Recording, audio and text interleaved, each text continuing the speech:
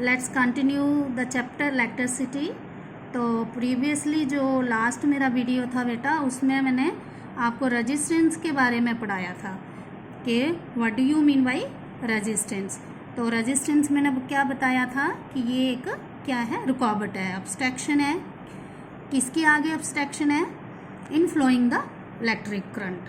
तो electric current को रोकने के लिए जो एक उसको बोलते हैं हम रेजिस्टेंस। तो आज हम बेटा पढ़ेंगे factors on which the resistance of a conductor depends. तो इसके लिए with the help of example मैं आपको समझाऊंगी। तो just open your science text book at page number 44। ये साथ में लो अपनी साइंस की टेक्स्ट बुक और एक्टिविटी 3.3। ये क्या है? एक इलेक्ट्रिक सर्किट है। तो इस सर्किट के साथ साथ हम करेंगे कि कौन कौन से फैक्टर हैं जिनसे रेजिस्टेंस जो है वो क्या है, डिपेंडेंट है। कौन कौन से फैक्टर हैं? तो activity 3.3, complete an electric circuit consisting of a cell, an ammeter, a nichrome wire of length L, say marked L, and a plug key as shown in figure 3.5 के आपको एक सर्किट, इलेक्ट्रिक सर्किट दिया हुआ है जिसमें क्या है, एक सेल लगा हुआ है, अमीटर लगा हुआ है, की तो होगी। तो साथ में जो हमारा कंडक्टर है वो किसका है, कौन से मटेरियल का है? नाइक्रोम वायर का। तो उसका सपोज लिया हुआ है कि उसकी लेंथ क्या है, कि क्या है, एल मीटर। तो उसमें आपने क्या करना है कि जब आपने की प्लग करनी है, यानी कि स्विच ऑन करना है, तो आपने क्या करना है, नोट करना है कि इसकी वैल्यू, करंट की वैल्यू अमीटर में। आपको पता है कि जो अमीटर है वो क्या करता है, आपकी करंट मेजर करता है। तो उसके बाद आपने क्या करना है कि नाउ प्लग द की को प्लग किया, note the current in the ammeter. ठीक, ये आपका क्या आ गया, फर्स्ट केस आ गया कि जब आपकी जो वैल्यू थी, जब आपकी वैल्यू केस आपका फर्स्ट क्या है कि एक एल मीटर लेंथ का आपने क्या लिखना है, नाइक्रोम वायर लेनी है। दूसरा केस, अब आपने बेटा क्या करना है कि replace the nichrome wire by another nichrome wire of same thickness but twice the length, that is 2L। ये फर्स्ट केस है, जो आपका जो कंडक्टर है वो एल मीटर है। दूसरे केस में हमने क्या करना है कि थिकनेस सेम रहेगी, मटेरियल सेम रहेगा, लेकिन उसकी जो लेंथ है वो क्या हो जाएगी, डबल हो जाएगी, 2L। सपोज ये कितनी हो गई, 2L। जो सेकंड केस था उसमें हमने 2 लेंथ जो है वो डबल ले ली। ठीक है, फिर हमने क्या करना है, अमीटर में उसकी रीडिंग नोट करनी है, प्लग करना है की को। और थर्ड केस में आपने क्या लिया है कि इसकी हमने थिकनेस जो है वो ज़्यादा लेनी है, material same, length same, L metre, और जो थिकनेस है वो हमने क्या करनी है, थोड़ी सी ज़्यादा है। जब हम थिकनेस यानी कि उसकी थोड़ी सी मोटी जो है वायर लेंगे, तो नेचुरली उसका जो एरिया होगा बेटा वो क्या हो जाएगा, थोड़ा ज़्यादा हो जाएगा। तो आपने क्या करना है, फिर plug the key and note the reading in the ammeter. Meter में रीडिंग नोट की। अब फोर्थ केस में आपने क्या करना है कि मटेरियल चेंज करना है। पहले आपने किसका, कौन से मटेरियल, नाइक्रोम मटेरियल की कंडक्टर लिया था। अब आपने क्या करना है फोर्थ केस में कि चेंज द नाइक्रोम वायर। ये instead of taking a nichrome wire, connect a copper wire. तो thickness same, let the wire be of the same length and same area of cross section as that of the first nichrome wire.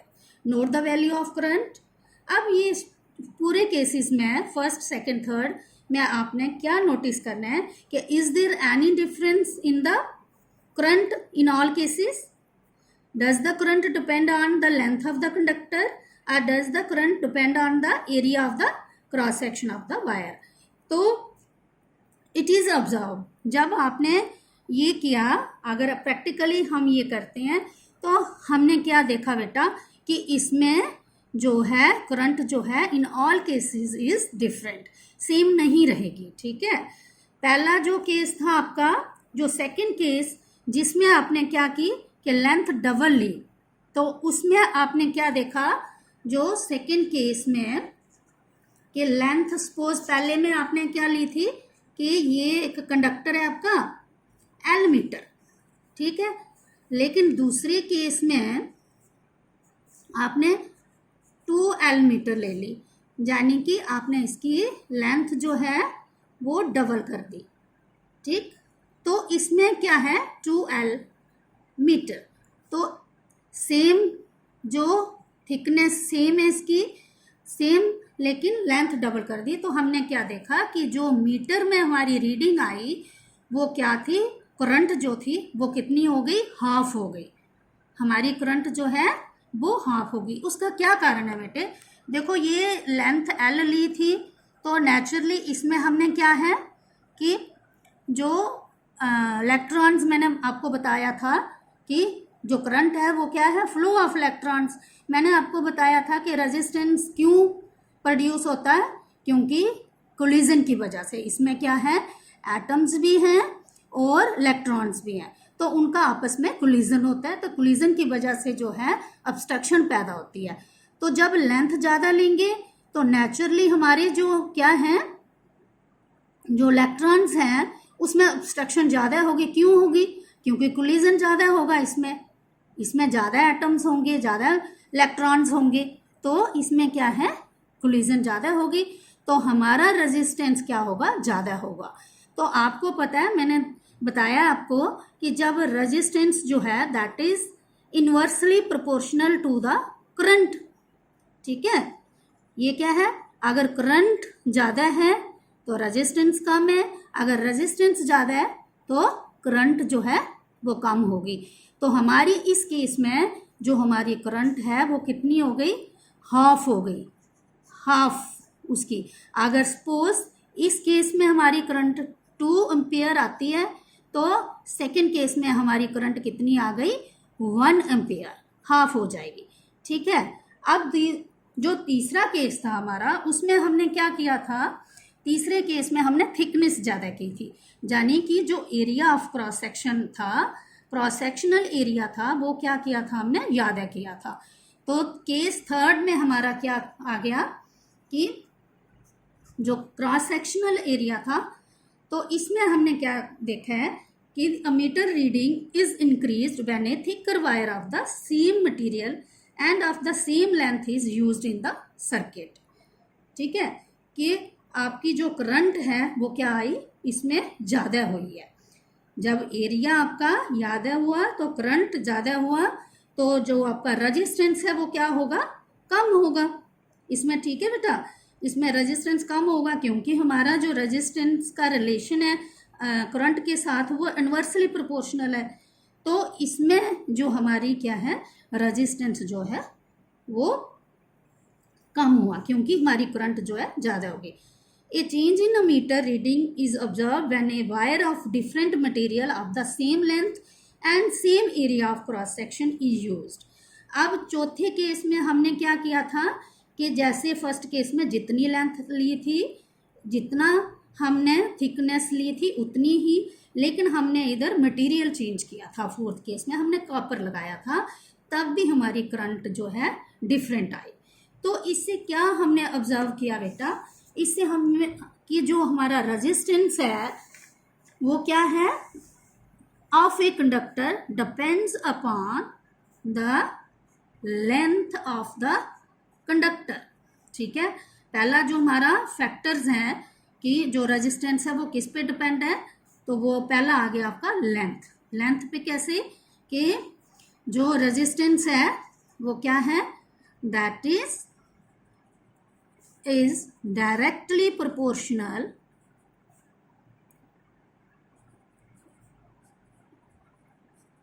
proportional to the length of conductor।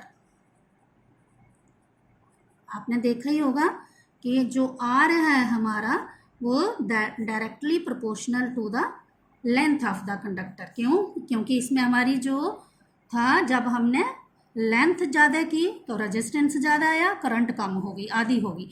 अगर resistance ज़्यादा होगा तो length. दूसरा factor हमारा आ गया area of cross section, कि जब हमने बेड्थ ज़्यादा की तो हमारा जो रेजिस्टेंस है वो क्या हो गया? कम हो गया। यानी कि resistance of the conductor is inversely proportional to the area of cross section. अगर हम इसको कंबाइन करें, दोनों को कंबाइनिंग बोथ, तो हमने क्या देखा बेटा कि जो हमारा रेजिस्टेंस है that is directly proportional to the length of the conductor and inversely proportional to the area of cross section. That is, ये आपने लिखना है कि resistance of conductor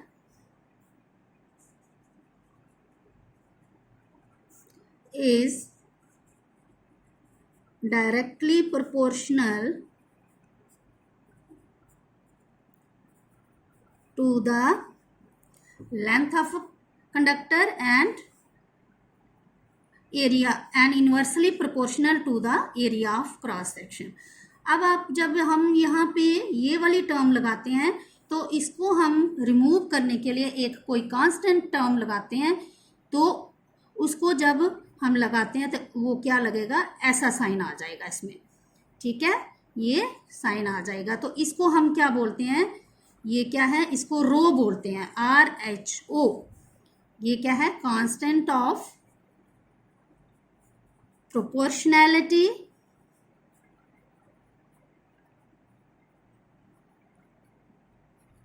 and is known as electrical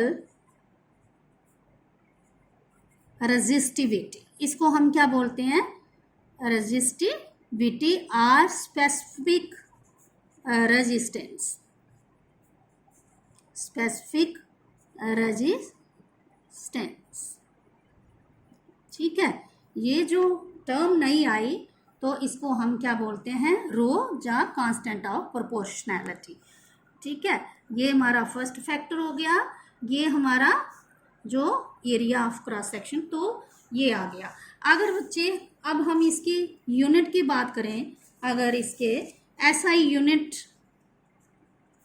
की बात करें तो ये कैसे कि सपोज अगर इफ हम लेंथ किस में लेते हैं पता है आपको कि 1 मीटर लें, एरिया हम कितना लें? 1 मीटर स्क्वायर।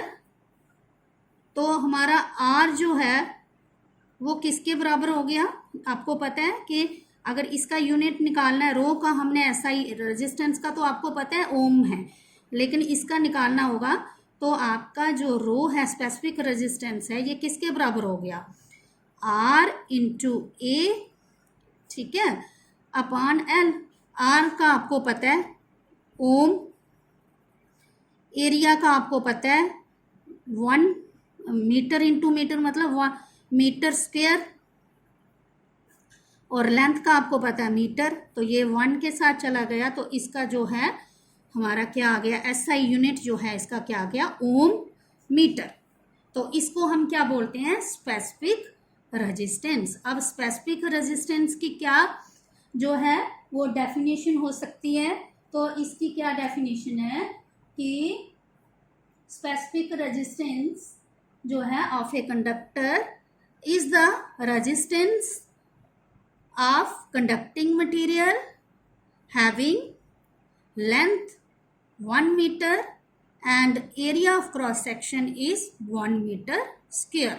कि यूनिट लेंथ भी बोल सकते हो आप कि इसकी यूनिट लेंथ और यूनिट एरिया जब होगा तो हमारे जो ये है ये कितना होगा। अब आप ही देखो कि अगर हम इसमें इसकी वैल्यू पुट करें, इसकी वैल्यू पुट करें कि आर हमारा किसके बराबर है, रो ये स्पेसिफिक रेजिस्टेंस 1/1 मीटर और ये 1 मीटर स्क्वायर, तो ये हमारा आर जो है वो किसके बराबर हो गया, ये साइन इसका ऐसे होता है बेटा रो। तो ये स्पेसिफिक रेजिस्टेंस यानी कि हमारा जो रेजिस्टेंस है वो किसके बराबर हो गया, स्पेसिफिक रेजिस्टेंस। जो स्पेसिफिक रेजिस्टेंस है वही वो है क्या, रेजिस्टेंस है, लेकिन ये किसका है, मटेरियल का। ये किसका है, मटेरियल है, मटेरियल का। तो अब आपने स्पेसिफिक रेजिस्टेंस की इधर डेफिनेशन लिखनी है कि जो specific resistance is the resistance of a conducting material having unit length and unit जो है एरिया ऑफ क्रॉस सेक्शन। ठीक है, तो साथ में आपने क्या लिखना है कि इट डिपेंड्स अपॉन, पहले आपने डेफिनेशन लिखनी, depends upon the material of the conductor, material of conductor के ऊपर डिपेंड है। तो अब जो हमारा जो फैक्टर्स है रेजिस्टेंस का, पहला लेंथ आ गया, दूसरा एरिया ऑफ क्रॉस सेक्शन, जो तीसरा हमारा आ गया वो क्या है, nature of the conductor. Third factor is the nature of conductor. ठीक है, ये जो है resistance also depends upon the nature of conductor. ठीक है, अब ये चौथा जो फैक्टर है बेटे, ये आप जब पढ़ोगे तो ये मैंने जो अभी आपको समझाया कि कांस्टेंट ऑफ प्रोपोर्शनैलिटी, तो ये यूनिट वगैरह, तो ये इसकी रेजिस्टिविटी जो है, the metals and alloys have low resistivity in the range of 10 की रेज पावर -8 ओम टू 10 की रेज पावर -6 ओम मीटर। ठीक है, तो इनको हम क्या बोलते हैं, गुड कंडक्टर ऑफ इलेक्ट्रिसिटी, जो हमारी मेटल्स हैं और अलॉयज हैं। इसलिए हम जो है एज ए कंडक्टर मेटल्स को लेते हैं, जो अलॉयज लेते हैं। लेकिन जो इंसुलेटर्स हैं उनकी जो है स्पेसिफिक रेजिस्टिविटी जो है वो ज़्यादा होती है। तो both resistance and resistivity of a material very with temperature, ये टेम्परेचर के साथ भी वेरी करता है। तो जो हमारा फोर्थ फैक्टर हो गया वो क्या है कि resistance of the conductor also depends upon the temperature of the